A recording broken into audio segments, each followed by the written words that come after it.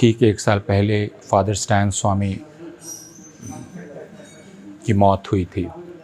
वह मौत हिंदुस्तान की एक जेल में हुई। फादर स्टैन स्वामी एक जेसुइट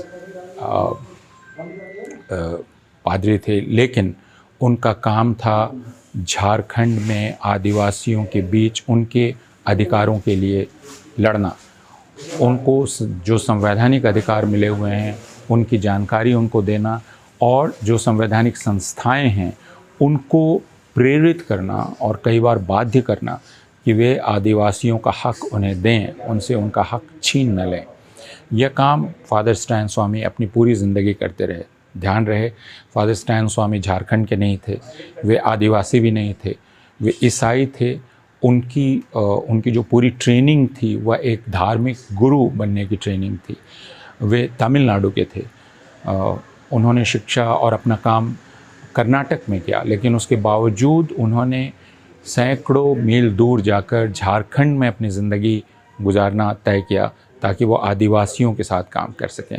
यह एक आदर्श हिंदुस्तानी बनने की प्रक्रिया है जिसमें हम अपनी भाषा, अपना धर्म, अपनी जगह छोड़कर उनके लिए जो हमारे वर्ग के नहीं हैं, हमारे मज़हब के नहीं हैं, हम उनके हक़ के लिए काम करते हैं।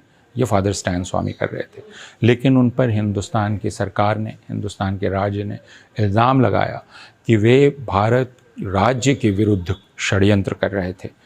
इससे बड़ा मजाक और क्रूर मजाक कुछ और हो नहीं सकता जो भारत सरकार ने किया है। फादर स्टैन स्वामी की गिरफ्तारी दरअसल एक संदेश थी कि आप अपनी संकीर्ण सीमा से बाहर नहीं निकल सकते और आप किसी और के साथ रिश्ता नहीं बना सकते। अगर आप ऐसा करेंगे तो आपको संदेह की निगाह से देखा जाएगा और देशद्रोही माना जाएगा।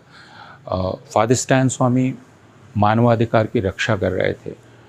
उनकी गिरफ्तारी और गिरफ्तारी में उनकी यातना और उसके बाद उनकी मौत इस बात का एक तरह का सबूत है कि हिंदुस्तानी राज्य कितना क्रूर, कितना बेरहम हो गया है। वो खुद अपने लोगों के ख़िलाफ़ हो गया है। और हम सब के लिए एक चेतावनी है कि अगर हिंदुस्तानी जनतंत्र को ज़िंदा रखना है तो उसे मानवाधिकार के विचार को ज़िंदा रखना है और उसे मानवाधिकार के लिए काम कर रहे लोगों के साथ खड़ा होना है। ये बहुत दुख और पीड़ा का विषय है कि हमने इतने एक महान संत को खो दिया। स्टैन स्वामी वो धार्मिक कांग्रीगेशन के भाग थे, पर जिस प्रकार हमारी संत परंपरा रही है, निस्वार्थ रूप से समाज के लोगों की बातों को उठाना, स्टैन स्वामी ने वही रास्ता दिखाया और आदिवासियों के लिए उन्होंने लगातार अपनी आवाज को बुलंद किया और उनको खोना ये सरकार की तरफ से जिस प्रकार से लिया गया कि इतनी 84 साल की उम्र पे भी उनको उचित सुविधाएं नहीं प्रदान की गई, सही पे उनको ट्रीटमेंट नहीं दिया गया, ये बहुत एक दुख की बात है। तो वो केवल मानवाधिकार कार्यकर्ता ही नहीं, एक बहुत महान इंसान थे।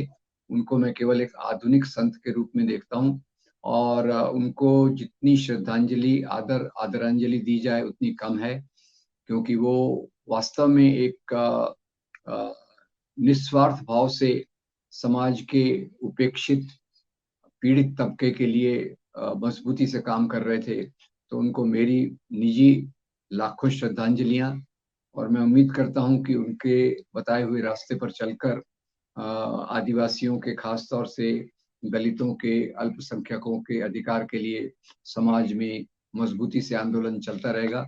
और ये आंदोलन स्टैन स्वामी से प्रेरणा लेता रहेगा कि कैसे 84 साल की उम्र पे भी इस व्यक्ति ने बिना हिचकिचाए, बिना पलक झपके अपने उद्देश्य पर, अपने निष्ठा के आधार पे उस पे जुड़े रहे और जीवन की अंतिम सांस तक उन्होंने इन्हीं लोगों के हकों की बात की, इन्हीं लोगों को के अधिकारों को मजबूत करने का काम किया।